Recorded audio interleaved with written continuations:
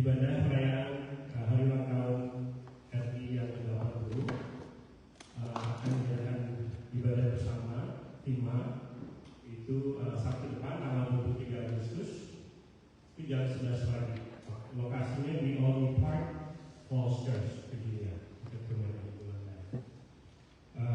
Ini acara outdoor, jadi kalau bisa Bapak Ibu bawa folding chair dan juga akan ada lomba-lomba, jadi yang mungkin persiapkan. Kita punya spasi sekarang. Juga misalnya ada tim bocor-bocor dari beberapa yang akan mengkoordinasi, silakan Ibu beberapa nanti kontak beberapa. Juga minggu depan juga tanggal 27 Agustus kita akan ada ibadah gabungan GIC dengan Gereja Kasih Anugerah. Itu akan diadakan di Gereja Kasih Anugerah di Silver Spring Jam 12 sama seperti ini. Jadi tanggal 27 nggak ada ibadah di tahun 31 Agustus. Juga untuk PA minggu depan untuk PKB akan ada pendeta tamu dari Indonesia, pendeta Victor Hama akan membawakan pendeta PA Bapak-Bapak dan Ibu-Ibu juga ya. Kemudian untuk selanjutnya ada pengumuman dari misi dari BPN ya.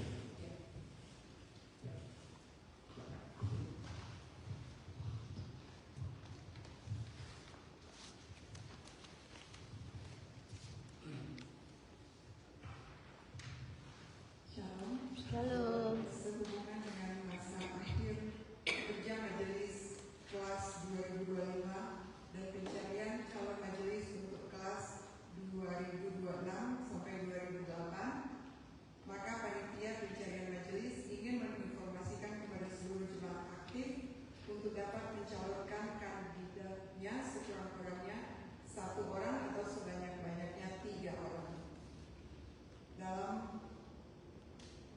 formulir tercantum semua anggota aktif yang dapat dicalonkan kecuali ada tertulis di not. Jemaat diminta untuk memperhatikan syarat bagi para kandidat dan memberikan alasan pengusulan seseorang sebagai kandidat. Majelis kelas 2005 dengan masa akhir kerja 31 Desember 2005 akan digantikan sebagai berikut. Penatua Anardianto sudah menjabat 2 periode.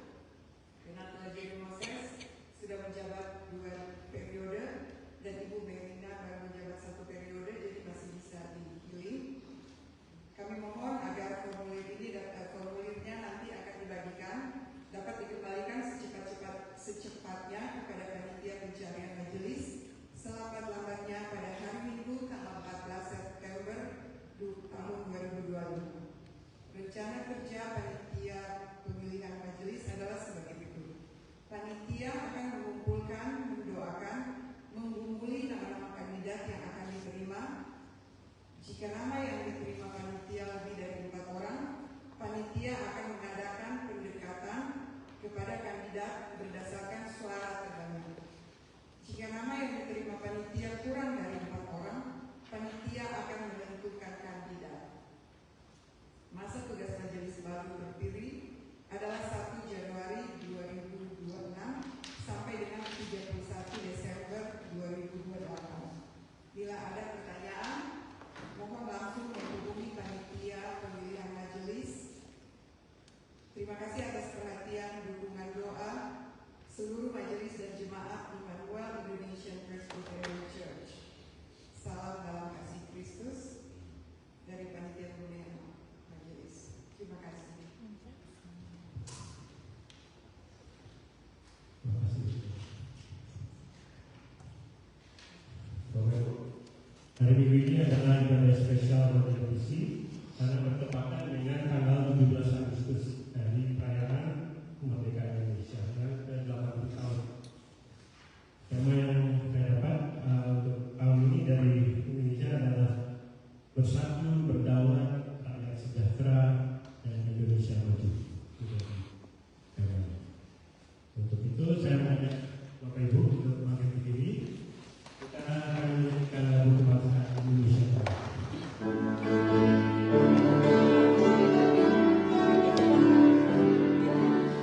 Indonesia tanah airku, rumah darahku, di sanalah aku berdiri jadi pandu hidup.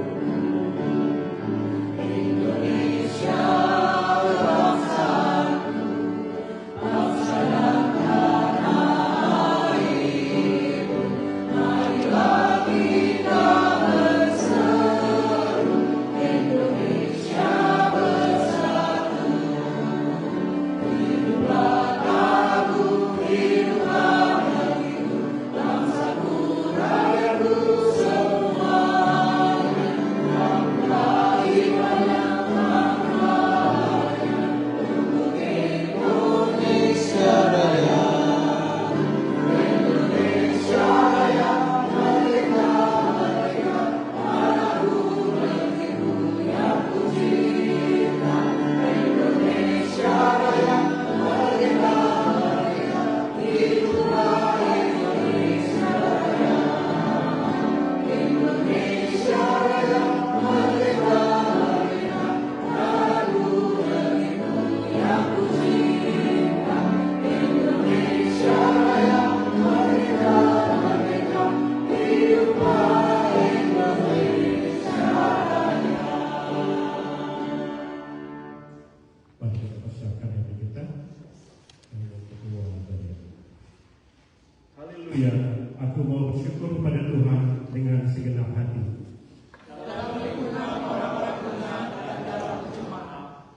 Besar perbuatan Tuhan.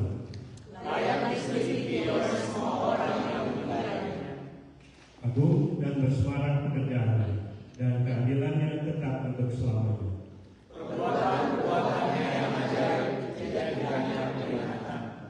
Tuhan itu pengasih dan penyayang. Kita lanjutkan dengan Indonesia negaraku.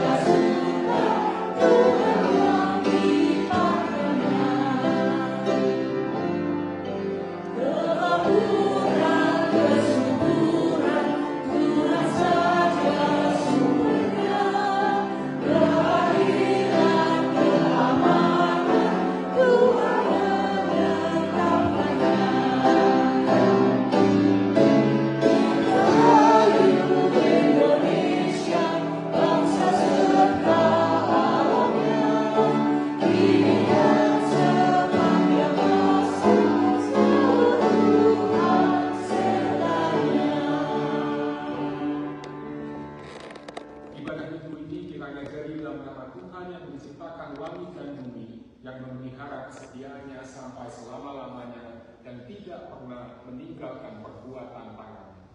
Amin. Kasih karunia dan damai sejahtera dari Tuhan Yesus Kristus menyertai saudara-saudara. Dan menyertai saudara juga.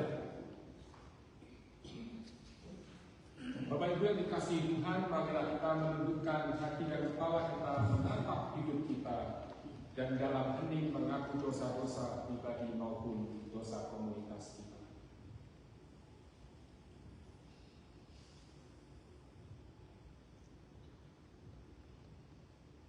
Tuhan yang penuh kasih, kami mengaku bahwa sering kami kurang berani melangkah dalam iman, sering ragu dan takut menghadapi tantangan hidup. Padahal Engkau memanggil kami untuk percaya seperti Nuh, Abraham, dan Musa. Kami Kami juga mengakui sebagai jemaat kami belum selalu hidup sebagai saksi-saksimu di komunitas kami. Belum selalu meneladani keberanian dan ketekunan para pahlawan-pahlawan iman.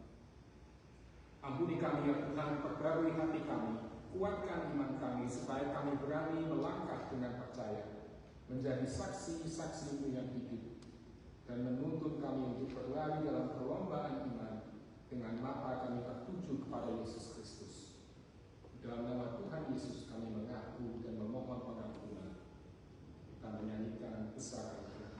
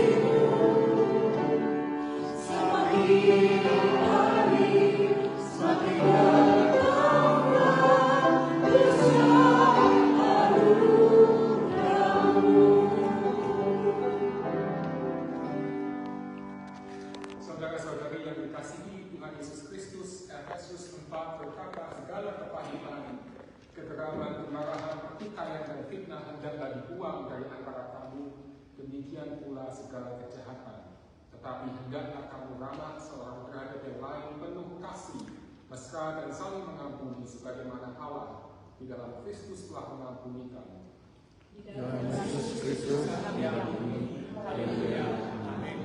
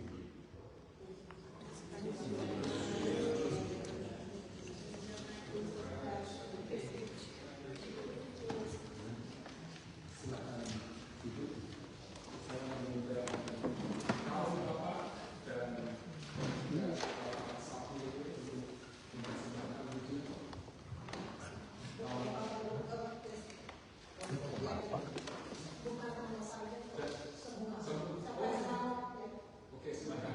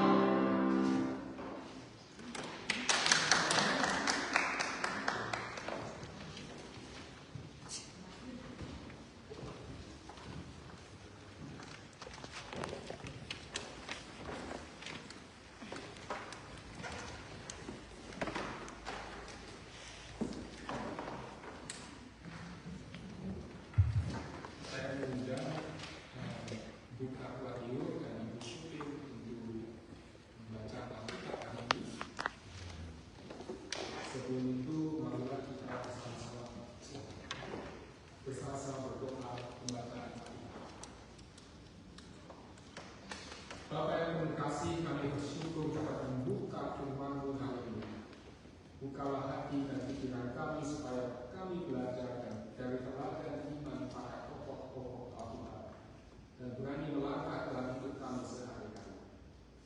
Tuntunlah kami untuk tidak hanya membaca, tetapi juga menerapkan iman dalam perbuatan. Dalam nama Yesus kami berdoa. Amin. Saya undang untuk bangkit berdiri.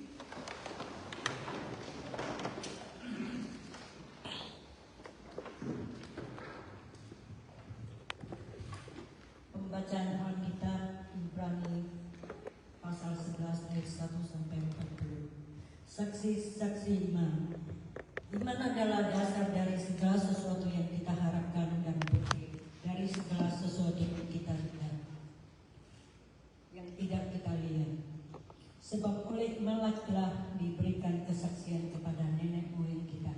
Karena iman kita mengerti bahwa alam semesta telah dijadikan oleh firman Allah, sehingga apa yang kita lihat telah terjadi dari apa yang tidak dapat kita lihat. Karena iman Habel telah mempersembahkan kepada Allah korban yang lebih baik daripada korban Kain. Dengan jalan itu ia memperoleh kesaksian kepadanya bahwa ia benar. Karena Allah berkenan akan persembahannya itu, dan karena iman ia masih berbicara sesudah ia mati. Karena iman Henok terangkat supaya ia tidak mengalami kematian, dan ia tidak ditemukan karena Allah telah mengangkatnya. Sebab sebelum ia terangkat, ia memperoleh kesaksian bahwa ia berkenan kepada Allah. Tetapi tanda iman tidak mungkin orang berkenan kepada Allah, sebab barang siapa berpaling kepada Allah, ia harus percaya bahwa Allah ada, dan bahwa Allah memberi upah kepada orang yang sungguh-sungguh mencari Dia. Karena iman, maka Nuh dengan petunjuk Allah tentang sesuatu yang belum kelihatan, dengan taat mempersiapkan bahtera es untuk menyelamatkan keluarganya. Dan karena iman itu ia menghukum dunia, dan ia ditentukan untuk menerima kebenaran sesuai dengan imannya.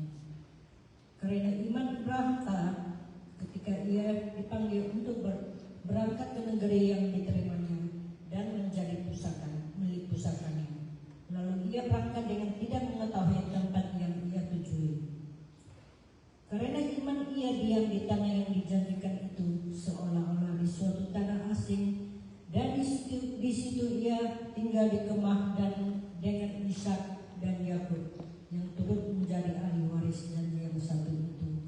Sebab ia menanti-nantikan kota yang mempunyai dasar, yang direncanakan dan dibangun oleh Allah.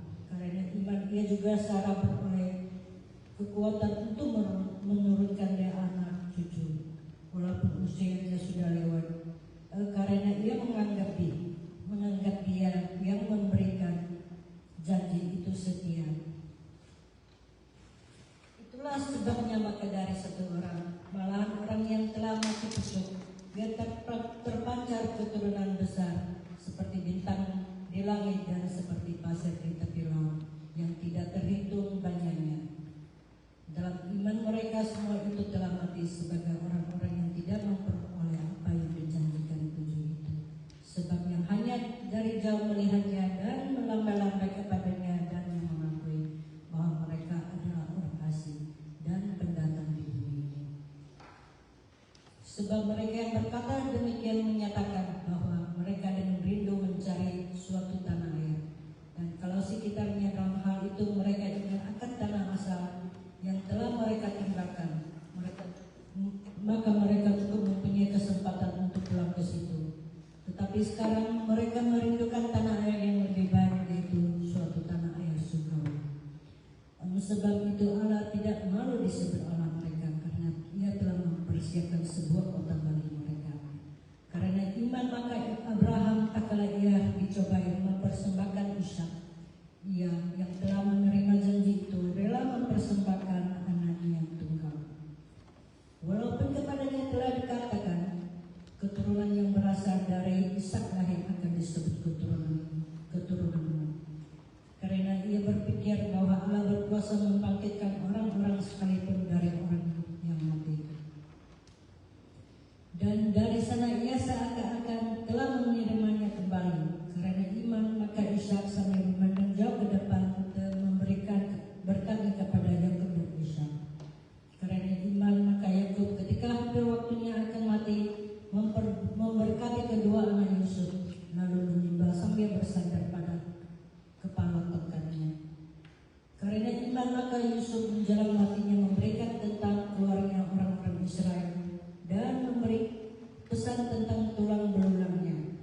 Karena iman maka Musa setelah ia lahir disembunyikan selama 3 bulan oleh orang tuanya, karena mereka melihat bahwa anak itu elok rupanya dan mereka tidak takut akan perintah raja.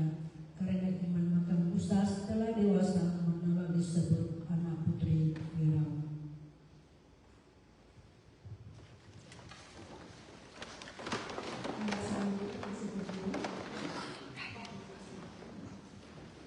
Karena ia lebih suka menderita sengsara dalam umat Allah daripada untuk sementara menikmati kesenangan dari dosa. Ia menganggap penghinaan karena Kristus sebagai kekayaan yang lebih besar daripada semua harta Mesir, sebab pandangannya ia arahkan kepada umat. Karena iman, maka ia telah meninggalkan Mesir dan tidak takut akan murka raja. Ia bertahan sama seperti ia melihat apa yang tidak kelihatan. Karena iman, maka ia mengadakan Paskah dan memercikan darah, supaya membinasakan anak sulung jangan membunuh mereka. Karena iman, maka mereka telah melintasi Laut Merah, sama seperti melintasi tanah kering. Sedangkan orang-orang Mesir terbunuh ketika mereka mencoba masuk. Karena iman, maka runtuhlah tembok-tembok Yeriko setelah kota itu dipenuhi 7 hari lamanya. Karena iman, maka perempuan sundal itu tidak turut binasa bersama-sama dengan orang-orang durhaka, karena ia telah menyambut pengintai-pengintai itu dengan baik. Dan apakah lagi yang akan aku sebut? Sebab aku akan kekurangan waktu. Apabila aku hendak menceritakan tentang Gideon, Barak, Simson, Yefta, Daud, dan Samuel, dan para nabi yang karena iman telah menaklukkan kerajaan-kerajaan, mengamalkan kebenaran, memperoleh apa yang dijanjikan, menutup mulut singa-singa, memadamkan api yang basah. Mereka telah luput dari mata panas, telah beroleh kekuatan dalam kelemahan, telah menjadi kuat dalam peperangan, dan telah memukul mundur pasukan-pasukan tentara asing. Ibu-ibu telah menerima kembali orang-orangnya yang telah mati sebab dibangkitkan. Tetapi orang-orang lain membiarkan dirinya disiksa dan tidak mau menerima pembebasan supaya mereka beroleh kebangkitan yang lebih baik. Ada pula yang diejek dan dibela, bahkan yang dibelenggu dan dipenjarakan. Mereka dilempari, digergaji, dibunuh dengan pedang. Mereka mengembara dengan berpakaian kulit domba dan kulit kambing sambil menderita kekurangan, kesesakan, dan siksaan.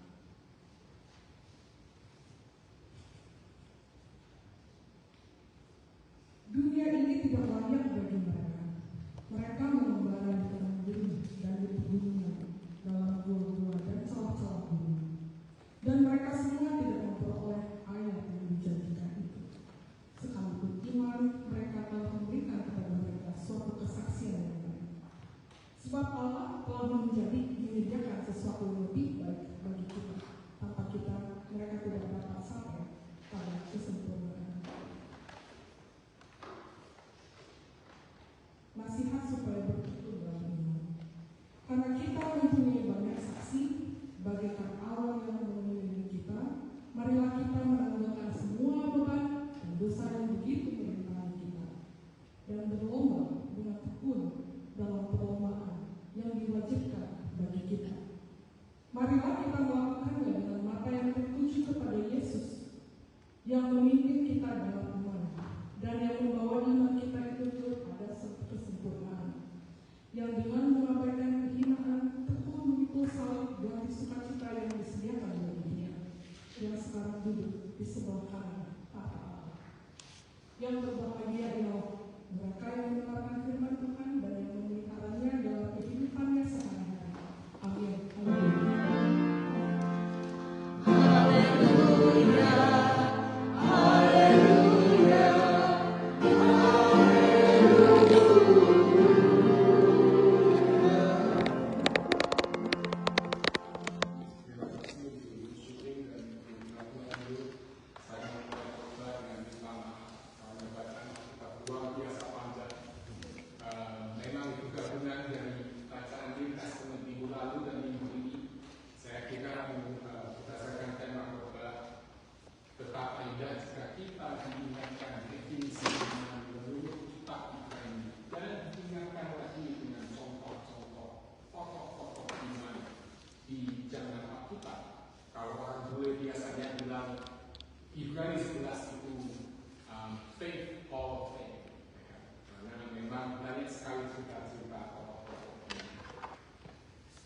Ibu yang dikasihi Tuhan, tahun ini kita memperingati 1700 tahun pengakuan iman Nikea. Salah satu pengakuan iman yang paling berpengaruh dalam sejarah gereja. Dan juga tepat hari ini 80 tahun kemerdekaan Republik Indonesia. Dua peristiwa yang lahir dari perjuangan panjang, pergumulan berat, banyak sekali perbedaan pendapat, bahkan pengorbanan nyawa. Mari kita lihat sejarahnya. Jika kita kembali ke abad keempat, tepatnya tahun 325 Masehi, Kekaisaran Romawi waktu itu dipimpin oleh Kaisar Konstantinus, seorang politikus yang cerdik, yang untuk pertama kali memperbolehkan Kekristenan untuk bertumbuh. Meskipun waktu itu umat Kristen bisa akhirnya hidup dengan lega, dengan tenang, tanpa harus takut dibunuh, dipersekusi oleh pemerintahan Romawi, gereja saat itu malah ributnya minta ampun. Waktu itu ada perdebatan teologis yang panas sekali. Pertanyaannya itu siapa Yesus? Dan ada dua kubu. Yang satu kubu Arius, seorang imam, seorang presbiter dari kota Alexandria. Dia mengajar bahwa Yesus itu adalah ciptaan Allah Bapa, ciptaan yang paling mulia. Tetapi ciptaan berarti derajat Yesus lebih rendah dari Allah Bapa, karena ciptaan tidak pernah menyamai atau melebihi penciptaan. Di sisi lain, di kubu lain ada yang namanya Uskup Alexander. Dia juga berasal dari Alexandria, dan dia waktu itu dibantu oleh seorang diaken yang bernama Athanasius, masih muda. Uskup Alexander menolak bahwa Yesus diciptakan. Menurut Alexander, Yesus itu bersifat kekal, yang ada dari kekekalan sampai kekekalan, sederajat dengan Allah Bapa dan Roh Kudus. Debat ini menyebar sangat cepat, banyak sekali emosi, bikin gereja-gereja terpecah menjadi dua kubu. Ada yang gereja tim Arius, ada yang gereja tim Alexander. Bahkan perdebatan pun masuk ranah-ranah publik. Mungkin kalau debat terjadi di zaman kita lihat masing-masing mungkin tim Arius maupun tim Alexander sudah ngeluarin macam-macam joget dan yel-yel supaya bisa viral di TikTok. Karena memang perdebatan sangat panas. Tetapi jika kita lihat lagi untuk kita yang di abad 21, mungkin banyak dari kita yang menganggap debat ini konyol dan gak relevan. Debat tentang doktrin Trinitas mungkin menurut kita gak ada aplikasinya ke kehidupan kita sehari-hari. Tetapi untuk pemimpin-pemimpin gereja saat itu, ini masalah hidup dan mati. Kalau kita pikirkan tentang Trinitas, Trinity, ada 3 tapi 1. Tapi kalau salah satu dari 3 itu ternyata lebih rendah atau inferior, maka orang Jawa bilangnya jomplang. Tetapi itu pertanyaan tentang formula ini gimana? Gak bisa lah kalau kita mengaku kita menyembah Allah yang Trinitas, kalau yang 2 lebih tinggi dari yang 1. Dan sesuai yang Alexander katakan waktu itu, kalau Yesus diciptakan, maka Yesus lebih rendah dari Allah Bapa. Dan kalau Yesus diciptakan, dia tidak mempunyai kuasa untuk menebus dosa atau menyelamatkan semua umat manusia. Karena hanya Allah sejati yang bisa mengampuni dan menebus kita. Ramai sekali hingga akhirnya Kaisar Konstantinus membuat rapat besar-besaran di kota Nikea, yang sekarang kalau Bapak Ibu ke Turki, nama kotanya Izmir. 300 uskup dari seluruh kekaisaran Romawi datang. Ada yang jalan kaki, ada yang naik kuda, ada yang naik kapal, ada yang datang dari kota sebelah lokal, ada yang harus travel selama ribuan kilometer. Dan banyak juga dicatat uskup-uskup yang masih bisa dilihat luka-luka bekas penganiayaan beberapa tahun sebelumnya. Dan banyak juga yang sudah tua dan rentah. Begitu mulai sidang, suasananya sangat panas. Berargumentasi pakai Alkitab, ayat ini, ayat itu.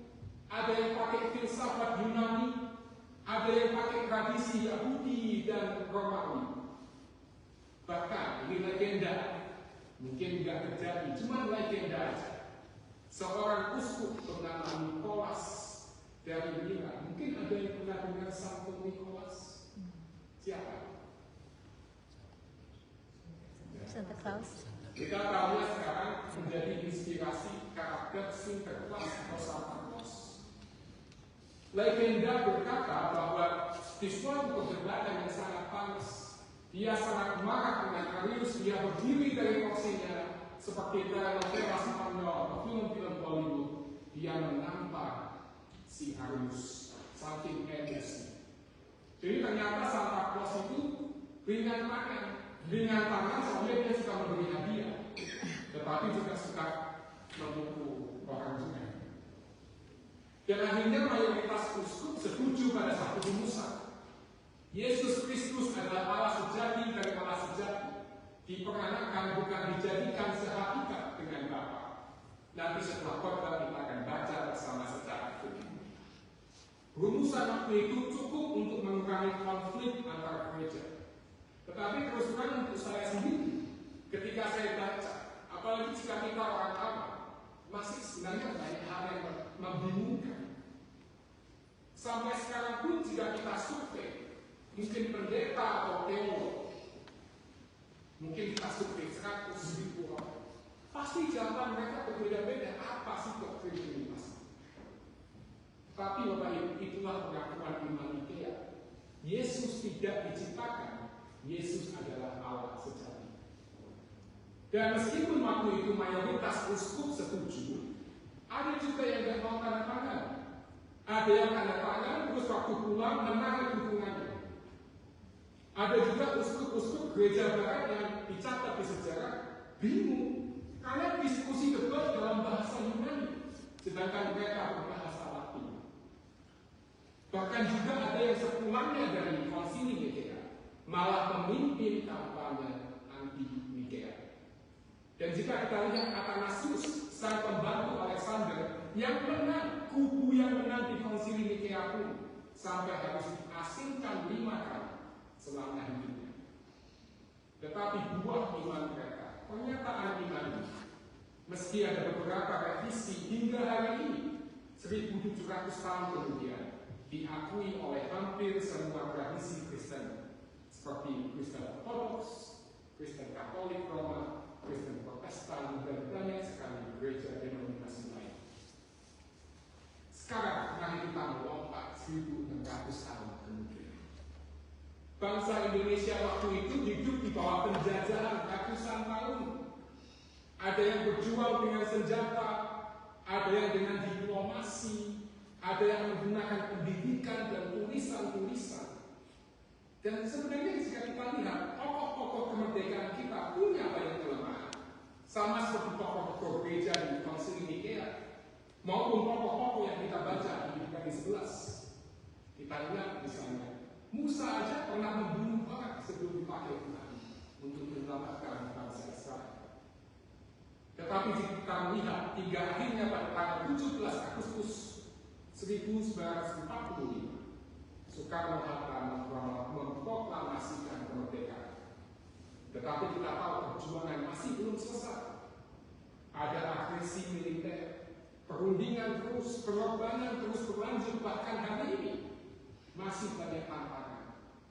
Ada masalah kerukunan antar umat, masalah perlindungan kaum minoritas, kemiskinan masih dimana-mana, banyak kebingungan, hukum dan pajak diotak-atik untuk kepentingan segelintir orang.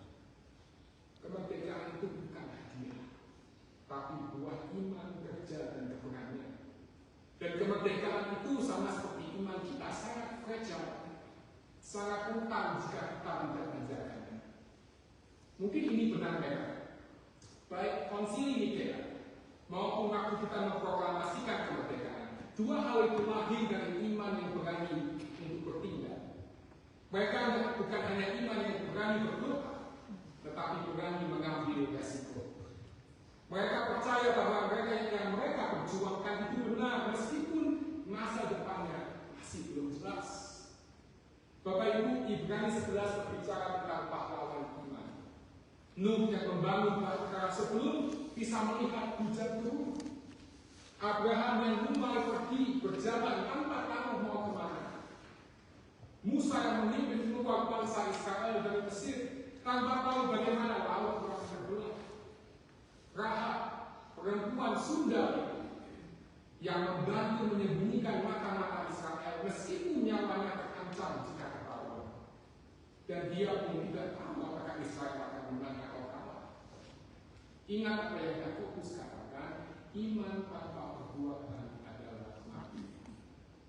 Dan sama iman para tokoh Konsili Nikea dan para pejuang kemerdekaan Indonesia menunjukkan bahwa iman yang sejati itu adalah iman yang bergerak, berbuat, melangkah, walaupun tidak bisa melihat ujungnya. Tapi di sini kita harus berhenti sebentar. Mudah bagi kita untuk melihat sejarah-sejarah ini, terus meromantisasi masa lalu, menganggap semua tokoh-tokoh sempurna. Padahal di Nikea maupun sejarah Indonesia banyak sekali intrik-intrik, keputusan yang salah langkah, kesombongan, bahkan pengkhianatan. Mencintai gereja dan mencintai negara bukan berarti kita menutup mata pada kesalahannya. Justru karena kita mencintai, kita berani mengkritik, kita berani belajar dari kesalahan, dari sejarah yang tidak dicuci, dan kita mau bersama-sama memperbaiki. Para pendahulu kita, orang tua kita, saksi iman kita, pahlawan-pahlawan nasional, tokoh-tokoh, presiden-presiden, pendeta-pendeta, majelis-majelis, pemimpin gereja, mereka itu bukan untuk dipuja, tapi untuk menjadi pelajaran dan dorongan bagi kita berlari dengan tekun sambil mata tertuju kepada Yesus. Bapak Ibu, sesuatu yang ingin saya tanamkan di hari ini, peringatan kemerdekaan ini. Saya yakin proklamator Indonesia, Soekarno, Hatta, dan banyak pahlawan lain tidak hanya ingin memerdekakan Indonesia dari penjajahan bangsa asing, tapi juga ingin kita untuk terus membangun dan mendefinisikan Indonesia sesuai kebutuhan dan impian kita. Mereka sadar bahwa setiap generasi punya tugasnya masing-masing. Kita menerima warisan kemerdekaan itu, kita mengolahnya sebelum kita meneruskannya. Karena kita harus bisa memastikan bahwa generasi setelah kita bisa melanjutkan perjuangan itu. Begitu juga dengan iman. Setiap generasi dipanggil untuk mendefinisikan dan mengadaptasikan warisan iman gereja. Generasi dinasti Nikea melakukannya di tengah debat siapa Yesus itu di abad ke-4. Di abad ke-16, generasi reformasi Protestan melakukannya saat gereja perlu kembali ke Alkitab. Generasi Kristen abad ke-20, mereka melawan penjajahan, kolonialisme, rasisme di bawah tokoh-tokoh seperti Desmond Tutu, Oscar Romero, ataupun Martin Luther King. Dan tantangan generasi kita berbeda. Globalisasi, ketidakadilan sosial, dunia digital, AI, banyaknya hoax, dan lain-lain. Dan kita pun, generasi kita pun harus berani bertanya kembali. Pertanyaan sama di abad ke-4, siapa Yesus itu? Siapa Yesus bagi kita? Secara pribadi maupun secara sebagai gereja. Apakah dia betul Allah sejati di dalam hati kita?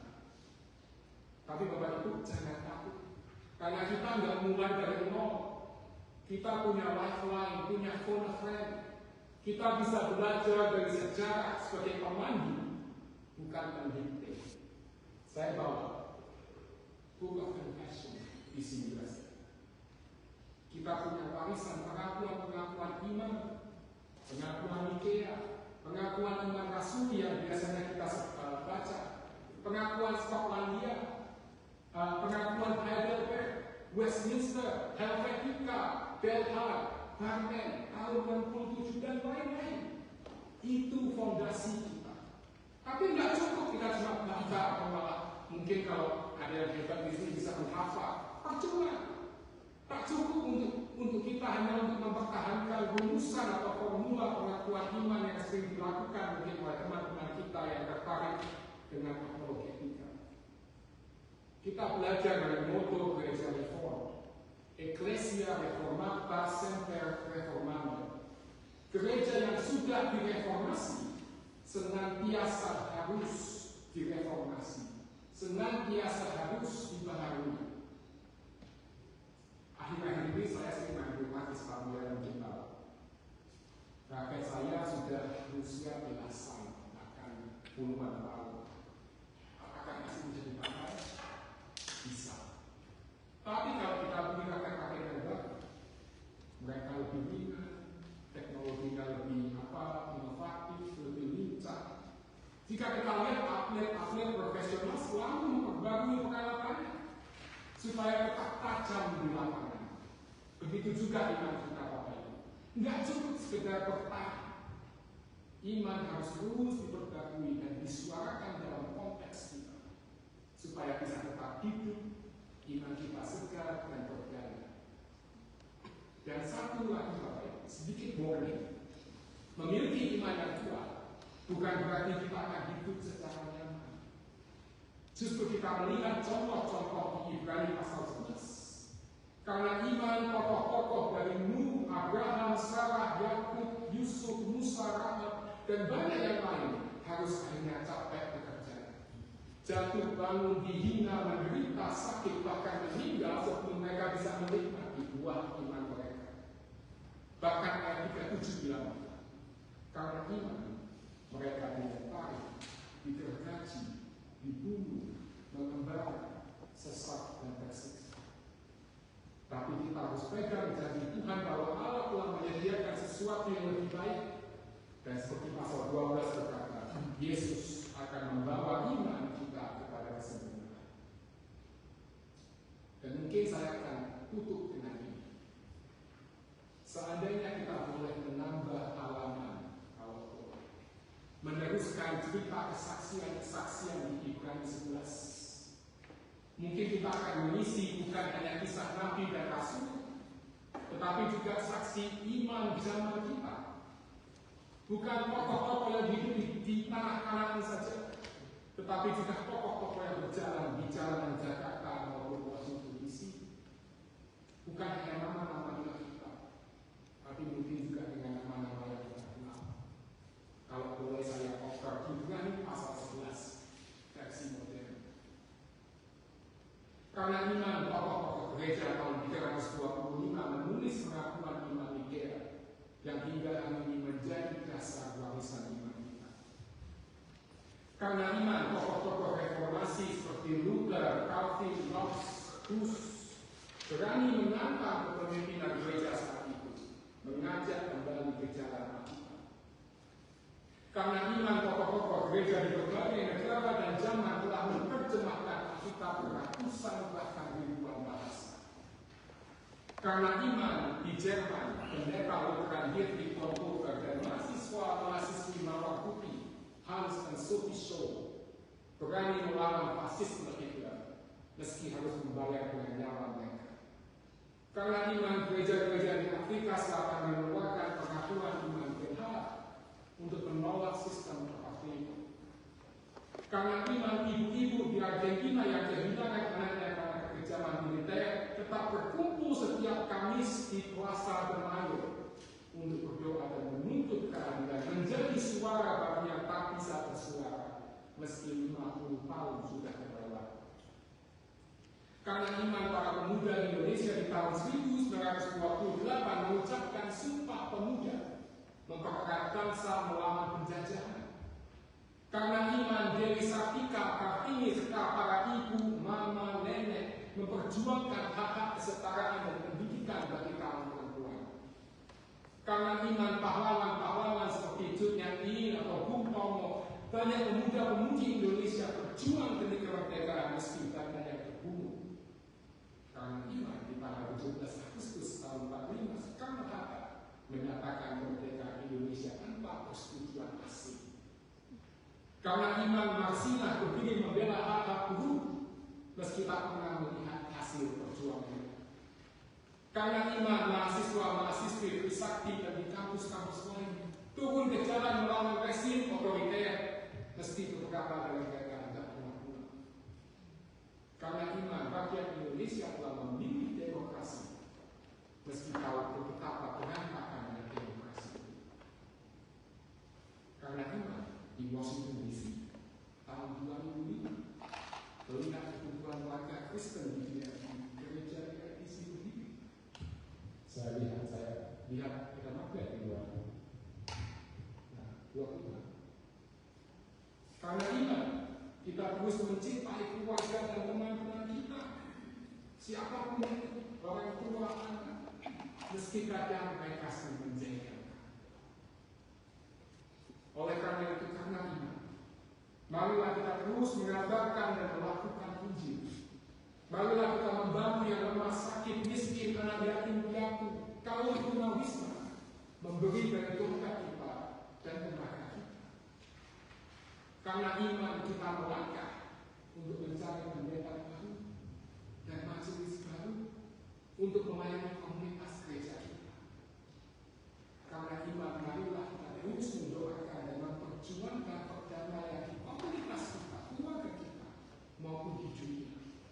Teruslah gelisah ketika kita melihat ketidakadilan. Dan dengan iman pada waktunya nanti, marilah kita menyerahkan tongkat estafet iman kita kepada generasi berikutnya. Karena kita percaya dan beriman bahwa anak-anak kita akan membawa warisan iman dari kita ke tempat yang belum pernah kita lihat. Mendefinisikan, mengadaptasikan iman agar bisa relevan di zaman mereka. Sama seperti kita sudah menerima warisan iman itu dari orang tua kita, dari majelis gereja dan pendeta sebelumnya, dan telah menjadikannya iman kita sendiri. Bapak Ibu, nenek moyang kita telah memberikan warisan yang begitu indah. Mereka telah menyelesaikan perlombaan dan telah memberikan tongkat estafet yang kini kita tinggal. Entah itu dalam bentuk akibat, apakah itu pengakuan iman, rasuli, nikea, BH, atau entah itu warisannya dalam bentuk gerejanya di sini, entah itu warisan kemerdekaan atau sistem demokrasi di Indonesia. Tetapi sekarang ini giliran kita. Tongkat estafet ada di tangan Tuhan. Mari kita terus meminta pimpinan Tuhan supaya kita memiliki firman yang bersaksi dan bersaksi. Amin.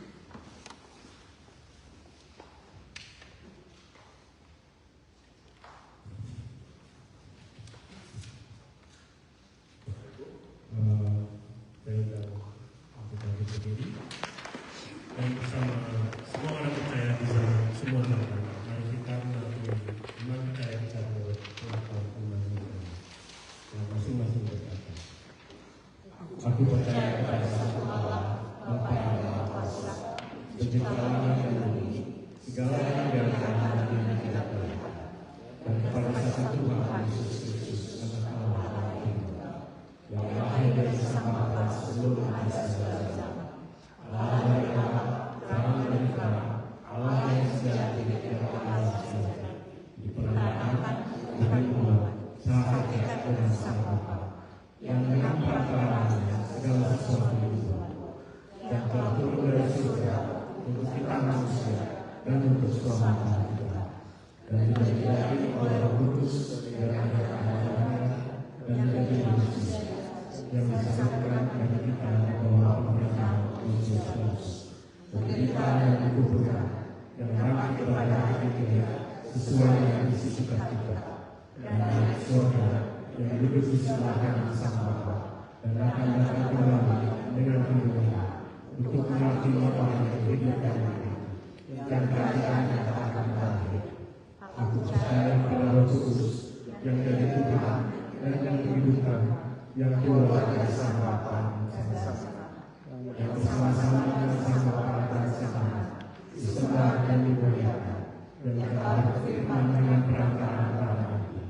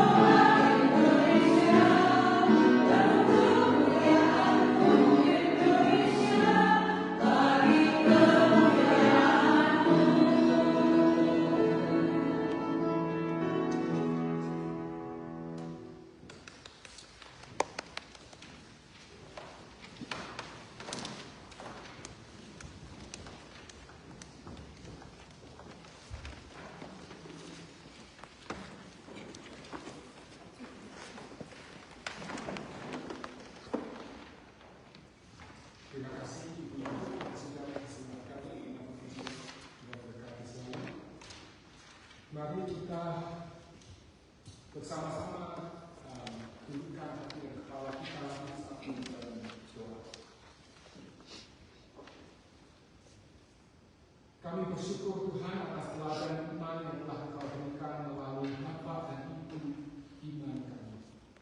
Seperti yang tercatat dalam Yohanes 11, maupun yang kami ingat di kehidupan kami, yang berani melangkah meski belum melihat akhir jalan, dan yang mengajarkan kami untuk tetap fokus pada Yesus.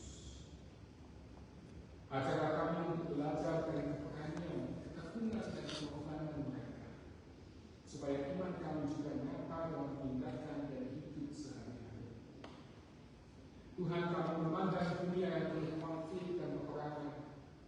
Kami berdoa untuk mereka yang hidup di tanah yang bergolak, agar Engkau menurunkan damai, melunakkan hati para pemimpin, dan memulihkan hidup yang hancur karena peperangan dan konflik. Kami mengangkat doa bagi jemaat kami yang sakit, Ibu Nora itu, Bapak Tiki Hasuki, Ibu Lili Kuai, Ibu Jenny Betty, Ibu Tika Mama, Ibu Jenny Monika, Ibu Mirta Rantas, Bapak Pablo Rambudo, Ibu Temi Tandai, Bapak Robin Tirayo, Ibu Linda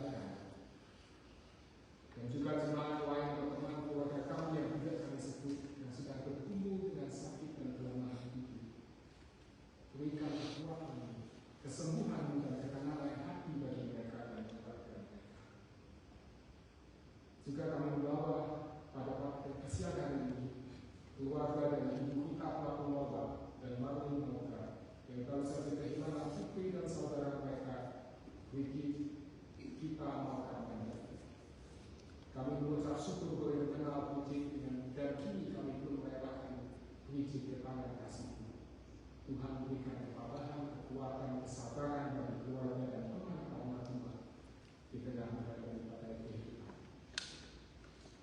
Keluarga ini juga menyerahkan masalah imigrasi, pekerjaan, keuangan jemaat maupun teman kami ke tangan bukalah jalan, berikanlah hikmat dan rezeki dan kekuatan untuk tetap percaya dan setia meskipun jalan hidup tanpa sulit. Kami mendoakan pelayanan gereja kami IPC, berkatilah setiap pengurus majelis, relawan, jadikan kami terang di komunitas ini, tempat kasih yang nyata di setiap orang. Juga berdoa untuk pencarian pendeta maupun majelis yang baru. Tuntunlah hati yang tetap yang setia, rendah hati, dan yang mau melayani dengan kasih. Kami tidak lupa mendoakan politik di tanah air kami, Indonesia dan di Amerika, tempat kami tinggal. Kiranya para pemimpin mendapat hikmat, mengedepankan keadilan, kebenaran, dan perdamaian bagi semua. Bapa, di hari peringatan kemerdekaan ini, kami bersyukur atas kebebasan yang telah Engkau beri, dan berdoa agar kami bisa menggunakan kemerdekaan ini untuk melakukan kehendak-Mu saja, melayani sesama dan meneladani iman para pahlawan. Kami percaya ya Tuhan bahwa Engkau yang memulai perlombaan iman ini akan menyertai kami sampai garis akhir. Kami menyerahkan semua doa ini dalam nama Yesus Kristus Juru Selamat kami, dan bersamanya kami berani bersekutu memanjatkan doa yang Tuhan Yesus telah ajarkan. Bapa kami yang di surga, kuduskan namamu, berkatlah kerajaan-Mu, jadilah keinginanmu di surga.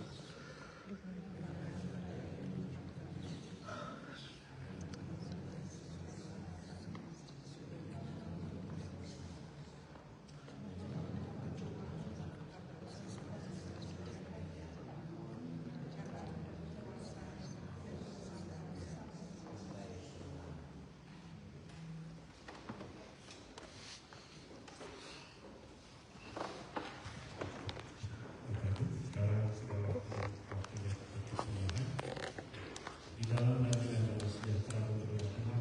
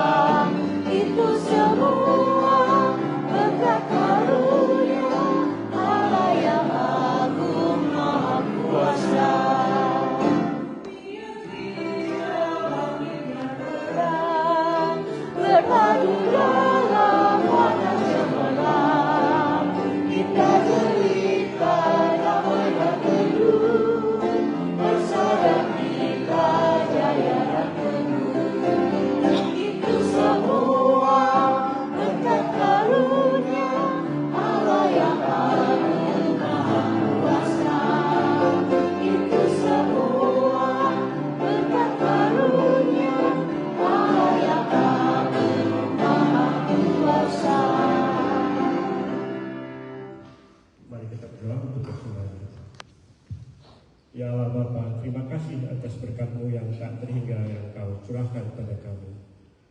Kami bersyukur atas segala sesuatu yang telah Kau berikan kepada kami, termasuk kesehatan, kekuatan, dan kesempatan untuk berkumpul dalam persekutuan gereja ini.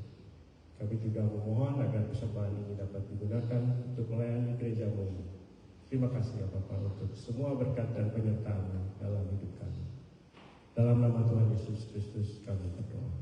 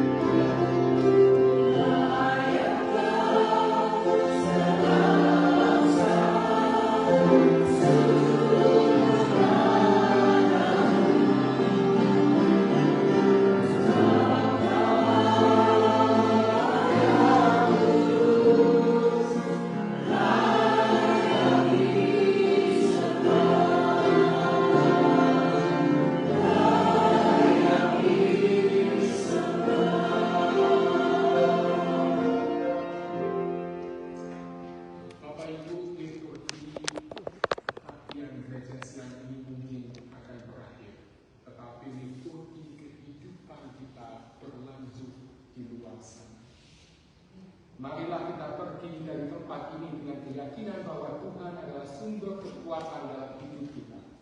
Dan semoga kasih karunia Tuhan kita Yesus Kristus, kasih Allah, dan persekutuan Roh Kudus menyertai saudara dan tinggal bersama saudara-saudara hari ini dan selama-lamanya.